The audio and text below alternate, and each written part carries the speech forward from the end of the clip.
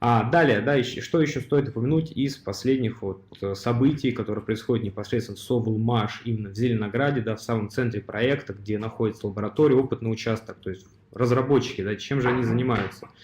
Соответственно, на данный момент запускается уже в рабочий режим лазерное оборудование.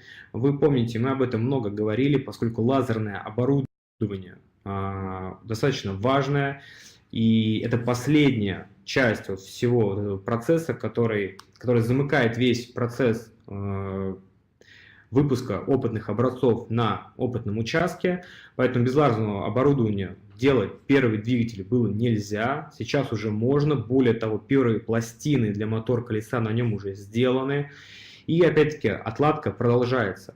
К вопросу о том, опять-таки, почему это важно, почему мы действительно так много говорим про это лазерное оборудование.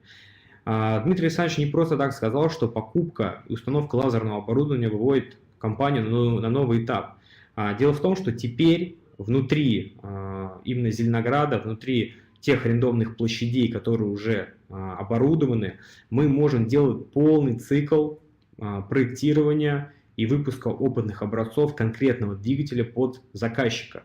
То есть мы уже можем получать первую прибыль.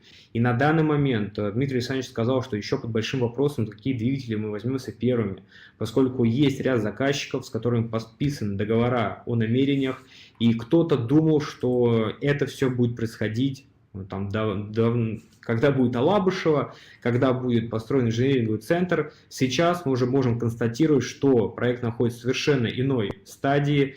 Это не стадия каких-то образцов, это не стадия каких-то патентов или идей, это стадия выполнения заказов. Поэтому есть все шансы на то, что уже в этом году мы получим заказы, будут сделаны первые моторы под заказчиков.